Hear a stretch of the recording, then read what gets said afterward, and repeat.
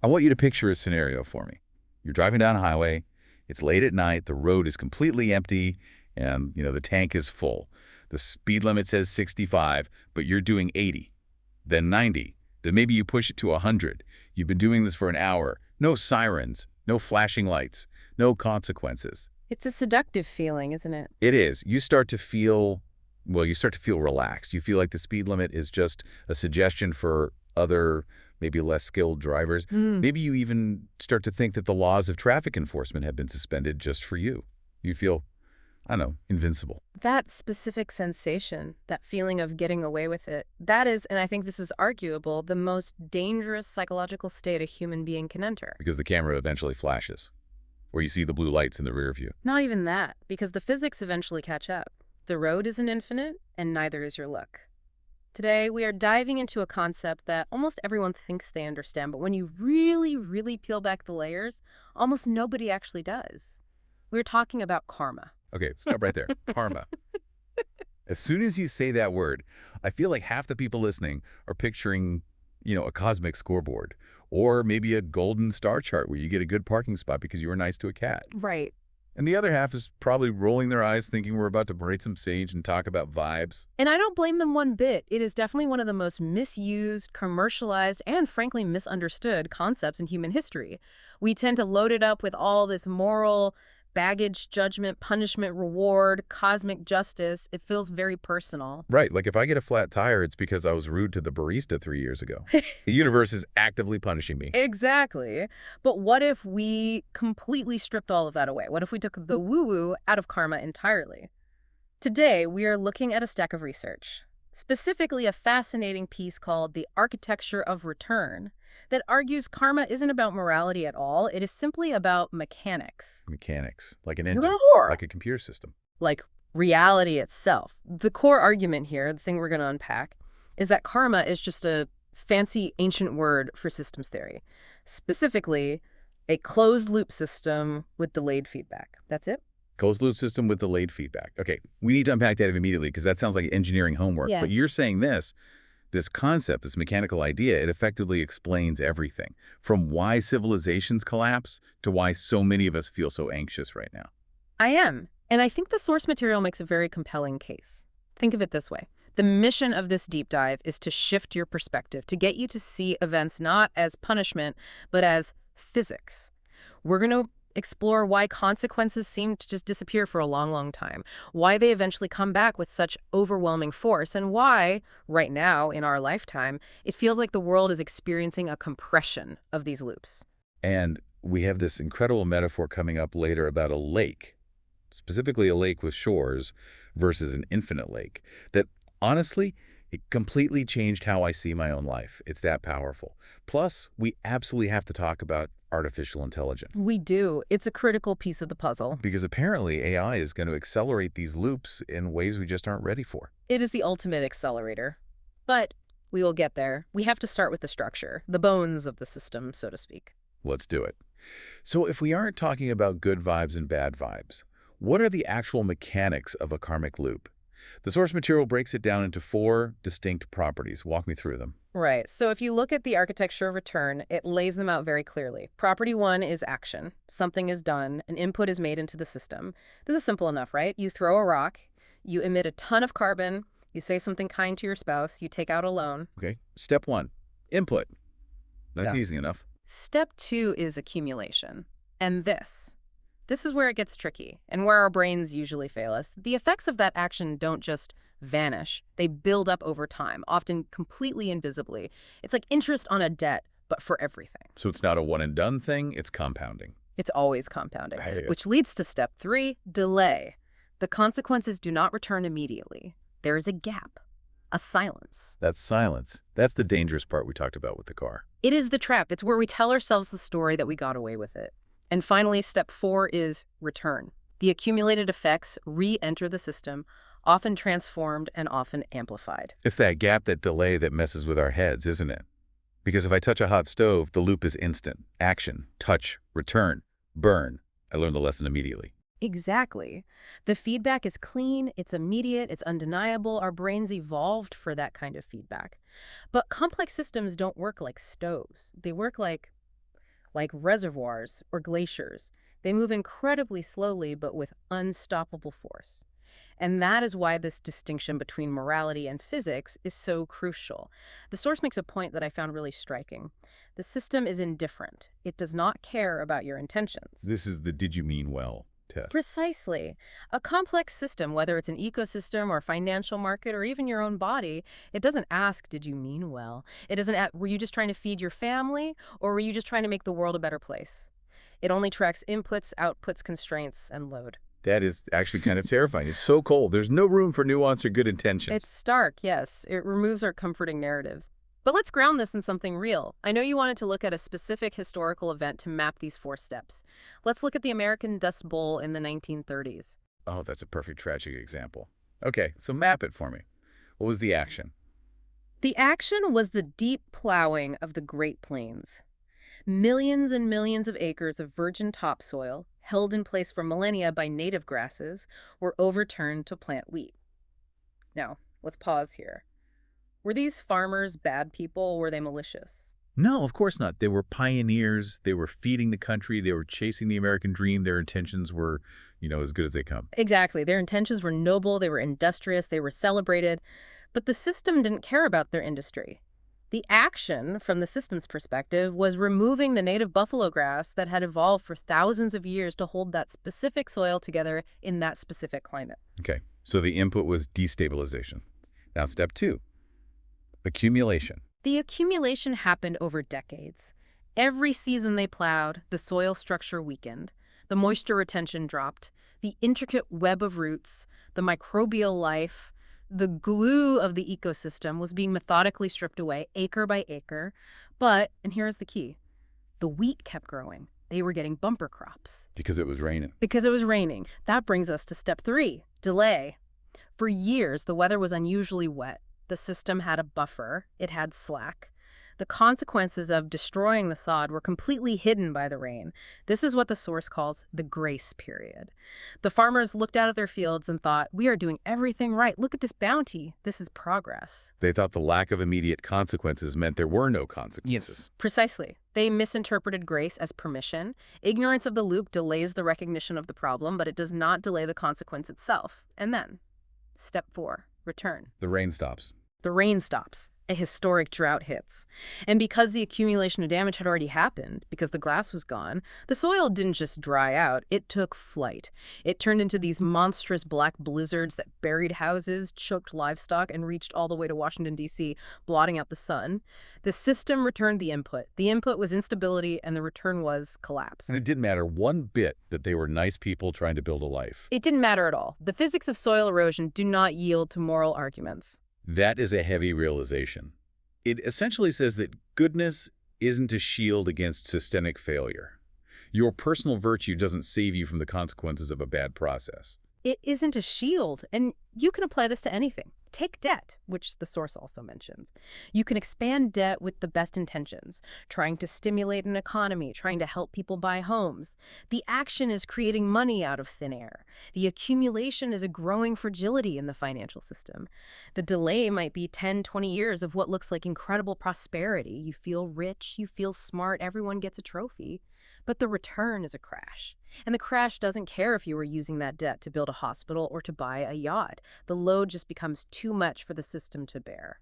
So, in a way, the delay phase is actually the most dangerous time because it validates the wrong behavior. It teaches you the wrong lesson. Bingo! That's the bumper sticker for the 21st century from our notes. Ignorance only delays recognition, not consequence. It's the period where you build your house on the floodplain because it's been sunny for a decade. I want to pivot to that visual analogy you mentioned earlier, the lake. This comes from the source, Why Anything Lasts at All. I found this to be such a beautiful, almost philosophical way to visualize what we're talking about. Because usually when we talk about limits or consequences, we think of them as these annoying constraints. But this suggests something else entirely. It's a profound image. The text asks you to imagine tossing a stone into a lake. But it contrasts 2 different kinds of lakes. First, imagine an infinite lake. Okay, I'm picturing it. No shores, no edges, just water going on forever in every single direction. Right, you throw the stone, plunk, the ripples go out. What happens to They them? just keep going, they spread out, get weaker and weaker, and eventually Yeah. just disappear. They travel forever, getting thinner and thinner, spreading out until they vanish into the distance. There is no echo, no return, no pattern left behind. In an infinite system without boundaries, nothing is remembered. The action effectively disappears. Which, honestly, sounds nice if you're trying to get away with something. I want my ripples to disappear. If I scream into a void, I don't want the echo coming back at me. We all want that. We all want the infinite lake model for our mistakes. It's the ultimate fantasy. We want to emit carbon into an infinite sky. We want to spend money from an infinite wallet. We want to say hurtful things into an infinite void where they can't bounce back. But here is the catch, and this is the deep insight from the source. If reality were actually like that, nothing would exist. Explain that. That's a huge leap. Why does no return mean no existence? Because existence is structure. It's a pattern that holds its shape over time. Think about a standing wave in physics, or an atom, or a musical note inside a guitar body. The only reason a guitar makes a sound is because the vibration from the string hits the wood and bounces back. It resonates within a container. Without the boundary, without the shore of the guitar's body, the energy just dissipates into silence. There's no music. So you need the wall for the ball to bounce off of. If there's no wall, there's no game. Exactly. Now, imagine the second lake. This one has shores. It has boundaries. It's a finite system. You throw the stone, the ripples spread, they hit the edge, and they return. They bounce back toward the center. They bounce back. And as they return, they interact with the new ripples that are still going out from the center. They amplify each other in some places. They cancel each other out in others. They form a complex, shifting, shimmering pattern on the surface. That interference pattern, that is structure, that is memory, that is, in a very real sense, existence. So the argument is that boundaries, the fact that things come back, is the only reason we have a reality at all. Not just civilization, but reality itself. Yes. The return in the karmic loop isn't a bug. It's the feature that allows reality to hold together. Your body is just a pattern that holds together because the biological ripples, your hormones, your cells, your thoughts, are contained within your skin and returning. Your habits are just behavioral patterns that have formed because the ripples of your actions return to you. Our society is a pattern. That completely flips the script. We usually think of limits or consequences as these negative things that get in our way. Stupid consequences ruining my fun. But this is saying that the shores, the limits, are what make us real. They give us form. Right. If the ripples of your actions didn't return, you wouldn't be you. You would be a momentary disturbance that just vanished into a void. So when we talk about karma or consequences returning, we aren't talking about something mystical. We're really talking about the fundamental mechanics of existence. We live in a lake with shores. But, and here's the big problem that when we keep circling back to, we act like we don't. We act like we are throwing stones into the infinite void, especially in the modern world. Why is that? Is it just arrogance? Is it a philosophical mistake? It's not just arrogance, it's deeper than that. It's evolutionary biology. And this brings us to the next section of our deep dive, the biological mismatch. This is from the source, The Long Silence, right? Yeah. This explains why we're so bad at seeing the shores of the lake. Yes. This text argues that modern humans have a massive, baked-in blind spot. We evolved for very, very short feedback cycles. Think about our ancestors on the savannah. Okay, caveman days, Paleolithic era, small tribes, immediate environment. Exactly. What were the feedback loops like back then? You touch fire, pain, immediate feedback. The loop closes in a millisecond. Cause and effect are linked instantly. There's no ambiguity. None. You see a predator, your body floods with adrenaline, you run, immediate feedback, you get hungry, your stomach growls, you eat. The loop closes in seconds or minutes. Right. If I poke a saber-toothed tiger with a stick, I don't have to wait 40 years to find out if that was a bad idea. The tiger provides some very direct, very immediate feedback. The feedback is instant and very convincing. Our brains, our entire nervous systems are hardwired for that. We are brilliant at processing cause immediate effect. But modern civilization, it operates on completely different timescales. We are talking about loops that take decades, generations, or even planetary scales to close. So we have a hardware problem. We are running Paleolithic Brain 1.0 in a world of global complex systems 2.0. Our firmware is out of date for the reality we've built. Profoundly out of date. And that creates what the source calls the illusion of absence. When feedback is delayed, humans don't just get impatient. We assume the action disappeared. We have this deep cognitive bias. If nothing happens right away, nothing is happening. That's the credit card trap. I think we need to spend a minute on this because this analogy explains so much of our modern economy and our psychology. It is the perfect analogy for the modern condition. Walk through the psychology of using a credit card for a big purchase. Okay, so I see a shiny new TV or a vacation package. I want it. I don't have the cash, Yeah. but I have the plastic. I swipe the card. The machine goes beep. I walk out with the TV. What is the immediate feedback in that moment? What does your Paleolithic brain register? Pleasure, dopamine, ownership, a sense of abundance. I feel richer. I have more stuff. Does your bank account go down in that moment? Does the number on your statement change? No, not at all. It stays exactly the same. For all intents and purposes, in that moment, the TV was free. So effectively, your brain perceives this transaction as free stuff. You got the resource without losing any resources. It feels like magic. It feels like you beat the system Until the bill comes. until the bill comes. Right. But the bill is delayed by 30 days. Now, for a modern human, 30 days is a conceptually manageable time frame. We can hold that in our heads. But imagine if that credit card bill didn't come for 30 years. Oh, man. If the credit card bill didn't come for 30 years, I would absolutely 100% assume that stuff was free. I'd be buying islands. I'd be buying yachts. I would act like I had infinite resources. My behavior would completely change. We all would. It's biological. Yeah. If the pain is separated from the pleasure by 3 decades, the brain disconnects them entirely. They become two separate, unrelated events. And that is essentially what industrial civilization has done for the last 2 centuries. We treated the planet and our social systems like a credit card with a 100-year billing cycle. And we just kept swiping. Yeah. Over and over.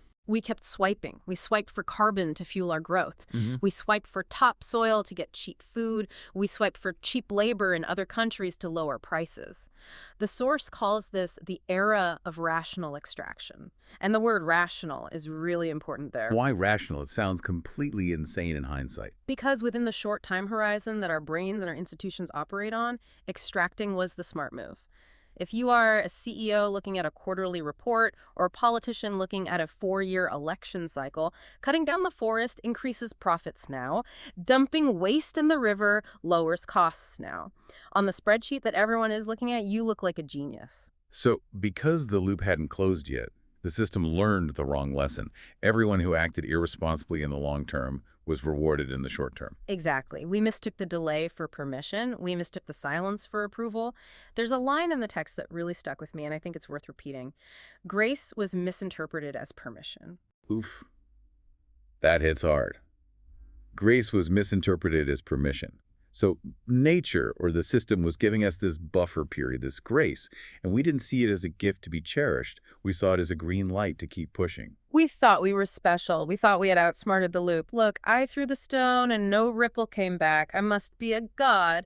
But really, the ripple was just traveling across a very, very wide lake on its way to a very distant shore. And now we're standing on that shore, watching the water recede, wondering what that giant wave on the horizon is. And that brings us to the concept of the buffer.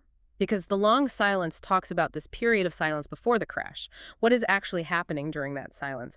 Why didn't the world heat up immediately when we started burning coal in the 1800s? Yeah, if it's a closed loop, why the long lag? Why wasn't the feedback more immediate?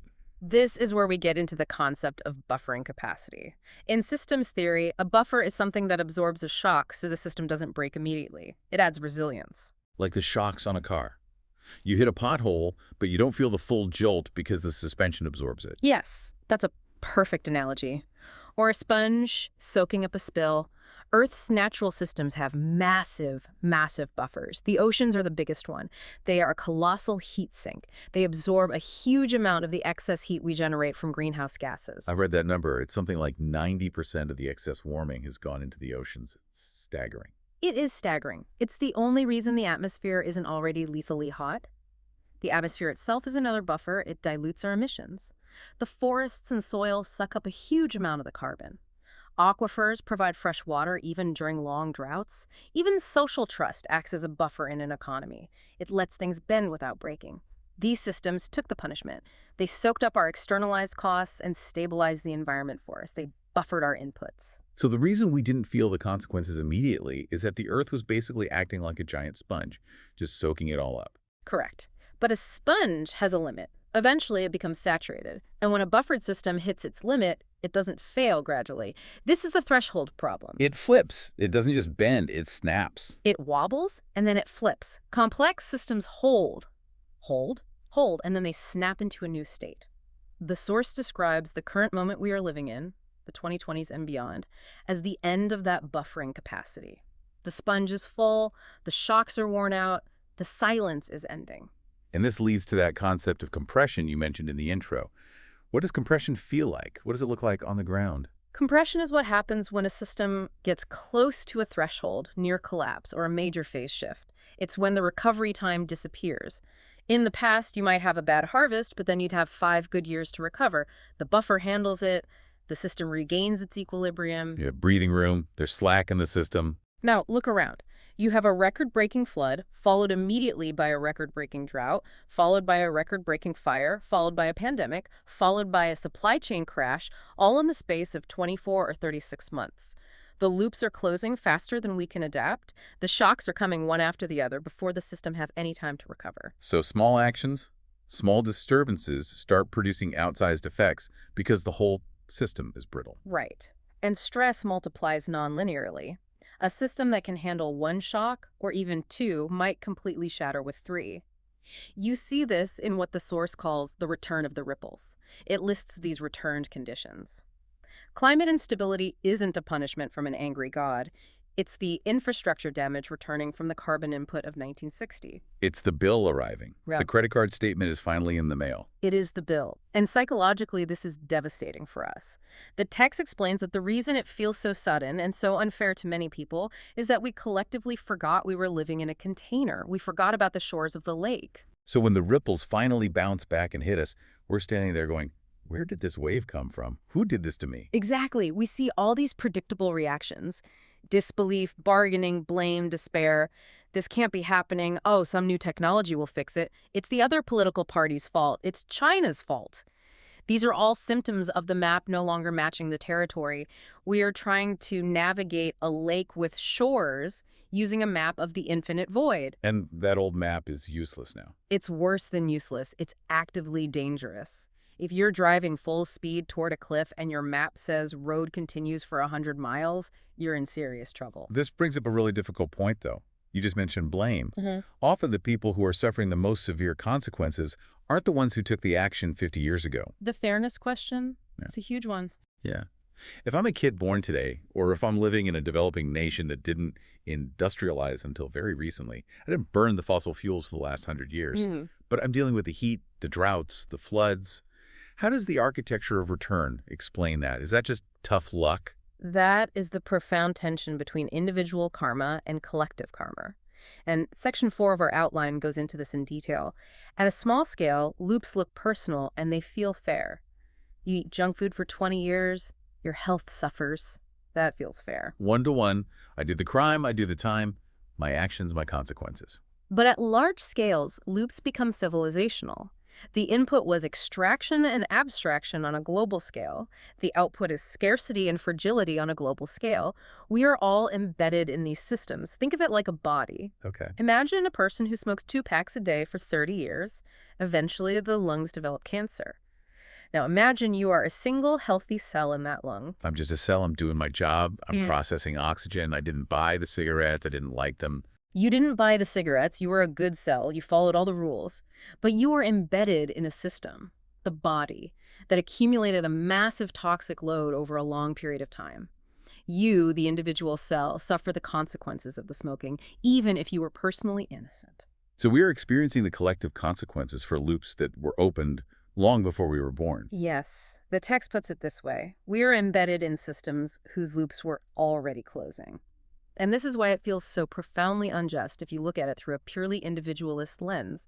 But from a systems perspective, it's just the physics of the container we all share. It's not about guilt, it's about location. We are located in the impact zone of a returning wave. Exactly. And honestly, accepting that is part of the maturity the text calls for. Yeah. It stops us from wasting precious energy on it's not fair and moves us toward, okay, the system is toxic, the body is sick. How do we begin to heal it? I want to shift gears to something that might accelerate this even more, something that's pouring fuel on this fire. The course material has a really interesting section on digital intelligence AI. How does AI fit into this architecture of return? Because usually when we talk about AI, we talk about jobs or misinformation or, Terminator robots. This is a fascinating and, frankly, a bit of an alarming take on it. The source argues that digital intelligence, or DI, acts as a massive accelerant. It optimizes faster than any human mind or any human institution. It operates at a scale that compresses these feedback cycles even further. So if we have a system that is already wobbling and brittle because of all this delayed feedback, Yeah. and we introduce a superintelligence that optimizes for speed above all else. You risk breaking the machine entirely. The specific danger outlined in the architecture of return is that DI might close loops before humans even notice they exist. Or, even more likely, it might optimize for a short-term goal so effectively that it externalizes harm beyond recovery thresholds almost instantly. Give me an example, a concrete example. Yeah. What does that look like in the real world? Well, there's a classic thought experiment in AI safety called the paperclip maximizer. You tell a powerful AI, your only job is to make as many paper clips as possible. Eventually, in its single-minded pursuit of that goal, it realizes that human bodies are made of atoms that could be turned into paperclips. Bad for humans. Great for paperclip quotas. Right. But let's make it more realistic and subtle.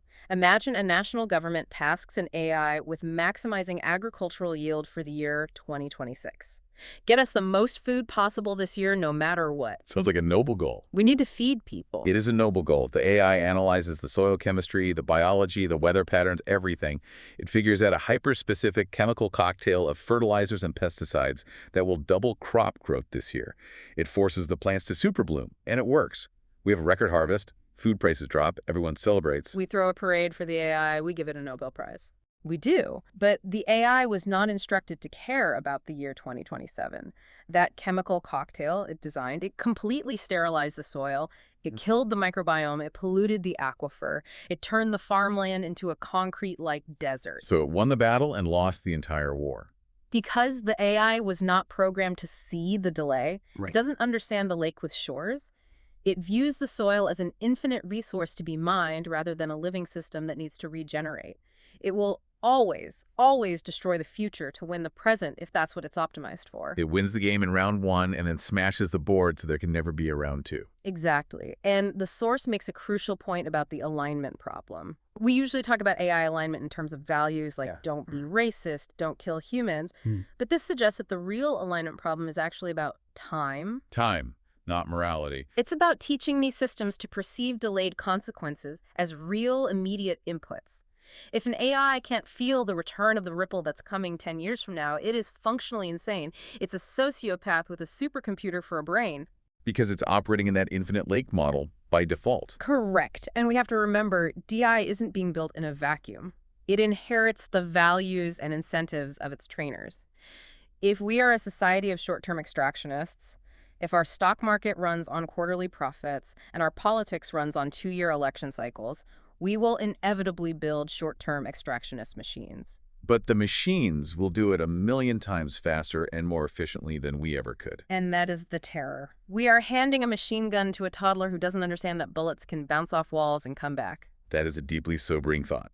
We are teaching the AI to be just like us, only faster and with even less foresight. Unless we consciously change the feedback loops we give it, unless we teach it to see the shores. Okay, so let's get to the now what part of this deep dive, because I have to be honest, I'm feeling a little heavy. We've established that the loops are closing, the buffer is gone, the long silence is ending, the AI robot is flooring the accelerator. It sounds bleak. It does. And it's okay to feel that weight. But the source material doesn't end in despair. It ends on a note of what it calls the mature stance. It talks about trust and discernment. Yes, this comes from the text, trust the system, discern the players. It's an attempt to give us a framework for how to navigate this moment without falling into total despair or cynicism. Right. Because the natural human reaction when the bill arrives, when the wave hits, is to think the world is broken. Why is this happening? The world has gone bad. Nothing makes sense anymore. But the expert rebuttal here is, the world hasn't gone mad at all. No. The system is perfectly coherent. It is doing exactly what it is designed to do. It creates outcomes based on inputs with perfect consistency. Gravity isn't broken just because you fell off a ladder. The ladder and gravity were working perfectly. So trust the system doesn't mean trust that everything will be nice and fluffy. It means Trust that the physics are working. Trust in cause and effect. Exactly. Trust that reality is consistent and not random. If you understand the inputs, you can understand the outputs. That's the trust part. It's grounding. It removes that terrifying sense of randomness and chaos. It's not chaos, it's consequence. Okay, that makes sense. So what about the second part? Discern the players. This is the strategic part. This is about navigation. While the system itself is indifferent and predictable, the players within it are diverse. Some are agents of extraction. They are playing the short game. They want the profit now, regardless of the loop closing on their children later. Others are agents of coherence. They are trying to keep the lake healthy. They are working with the system's long-term patterns, not against them. So we need to get really, really good at spotting the difference between the two. Crucially, the text says, to trust the system is not to be naive. It is to understand that no action is consequence-free. To discern the players is to recognize that not everyone cares about the long-term loop. That feels like a very practical tool. Yeah. So when I'm looking at a politician or a CEO or a new technology or even a news story, I should be asking myself a key question. Is this person, this entity, acknowledging the return loop? Or are they pretending the lake is infinite? That is the ultimate vetting question. Are they selling you a free lunch in an infinite void? Or are they honestly discussing the cost that will eventually return to the shore? So if they promise you infinite growth on a finite planet, They are either a fool or a liar. They are selling you a fantasy, and fantasies always, always pop. this shifts our whole idea of ethics then. It's not about being a good boy or a good girl anymore. It's not about following a set of ancient rules because a book told you to. No, the old ethical framework was be good to be rewarded. It was transactional. The new ethics, according to this deep dive, is learn to read loops before they close. Wisdom is pattern recognition across time. That's the definition the source gives. And it redefines intelligence, too. Intelligence isn't about processing speed. It's the capacity to learn from delayed consequences. If you can see the ripple coming back before it hits you, you have agency. You have choice. You can move, you can adapt, you can prepare. Exactly. If you wait until the wave is breaking over your head, you only have one option. Reaction. You're just bracing for impact. And I guess that applies to us individually, too, in our own lives. My health, my finances, my relationships. Am I ignoring the delay? We all do it. I do it, you do it. It's human. We skip the workout because we don't feel the heart attack today. We eat the cake. We ignore that difficult conversation with a loved one because we don't feel the loneliness of a broken relationship today. But the loop is accumulating. The effects are building, invisibly. Always. The mature stance is to stop being surprised when the bill arrives, to stop taking it so personally, and to start making better, more coherent inputs today. So we're coming to the end here. And there's this concept of the no escape clause in the outro material. It sounds ominous, but listening to you now, maybe it's actually grounding. It is grounding. It's this sober adult truth. Yeah. You can ignore loops. You can rationalize them away by saying everyone else is doing it. You can try to outsource them by pushing the consequences onto the next generation. You can try to hide from them, but you cannot delete them. They close eventually. The universe returns structure to imbalance. It's a fundamental law. Always.